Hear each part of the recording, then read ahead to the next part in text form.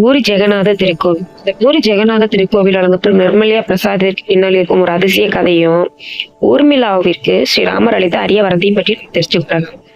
இந்தியாவில மிக புகழ்பெற்ற வைணவ திருத்தலங்களை ஒன்றாக கருதப்படுவது ஒடிசா மாநிலத்தில் அமைந்துள்ள ஸ்ரீ பூரி ஜெகநாத திருக்கோவில். இந்த கோவில் உலக புகழ் பெற்ற இந்த தலம் இந்தியாவில 4 தலங்களை ஒன்றாக கருதப்படுகிறது. ஆனா இந்த கோவிலோ பெருமை தேரோட்டத்திலோ அந்த பிரம்மாண்ட ஆலயத்துல மட்டுமே இல்லை. இங்க பக்தர்கள் மிகுந்த பக்தியுடன் பெற்று செல்லும் நிர்மல்யா பிரசாதம் என்ற ஒரு புனித பிரசாதத்திற்கு பின்னால் இருக்கும் ஒரு அதிசய புராண கதை. இந்த கதை பக்தி தியாகமற்ற ஒரு இறையர்ல எடுத்துரைக்குது. பூரி தேரோட்டம். பூரி ஜெகநாதர் கோவில் மிகப்பெரிய சிறப்பு ஆண்டுதோறும் நடைபெறும் ரத யாத்திரை. இந்த விழாவில ஜெகநாதர், பலராமர், சுபத்ரா தேவி ஆகியோர் அந்த பிரம்மாண்ட தேர்ல எழுந்தருளி வீதி விழா வருகிறாங்க. அந்த தேர்கள் சாதாரண தேர்களால செஞ்சது கிடையாது, மிகப்பெரிய பிரம்மாண்ட மரத்தேர்களாக செஞ்சது. பக்தர்கள் ஆயிரக்கணக்கில் வந்து வடம்பிடித்து இழுக்கும் இந்த ரத யாத்திரை உலகம் முழுவதும் புகழ்பெற்ற ஓர் ஆன்மீக நிகழ்வு. மகா பிரசாதமாக மாறும் நெய்வேத்தியம். பூரி ஆலயத்தில் ஜெகநாதருக்கு படைக்கப்படும் நெய்வேத்தியம் ஒரு தனி சிறப்பு பெற்றிருக்கு.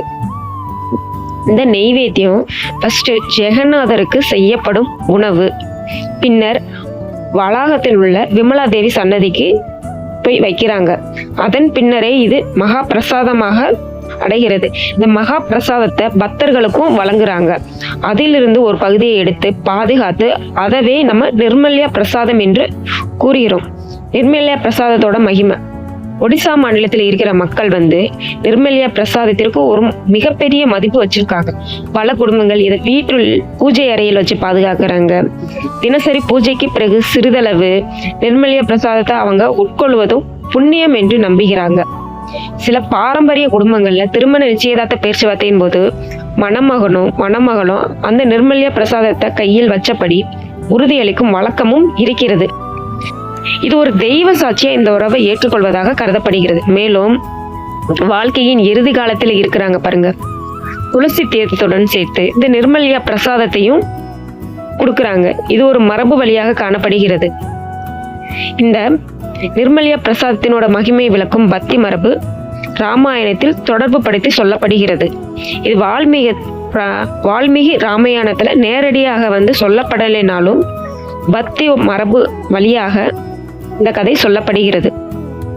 14 ஆண்டுகள் தூங்காமல் இருந்த லட்சுமணன் வந்து இலங்கையில ராவணனை வென்று அயோத்திக்கு திரும்பிய போது அவரோட வீரத்தை பற்றி மக்கள் அனைவரும் பேசிக்கொண்டிருந்தனர். ஏனெனில் இந்திரஜித்தை வெல்வது மிகப்பெரிய கடினமாக கருதப்பட்டு சில புராண மரபுகளின்படி நீண்டகால தவ வலிமை, உணவு மற்றும் உறக்கத்தை துறந்த உறுதி ஆகியவற்றின் பலத்தால் மட்டுமே அந்த வெற்றி சாத்தியமானது என்று கூறப்படுகிறது.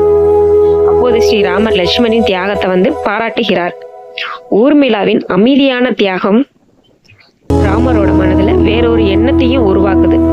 அதாவது அவர் கூறியது ஊர்மிளாவை பார்த்து, நானும் சீதையும் 14 ஆண்டுகள் காட்டில் ஒன்றாக இருந்தோம்.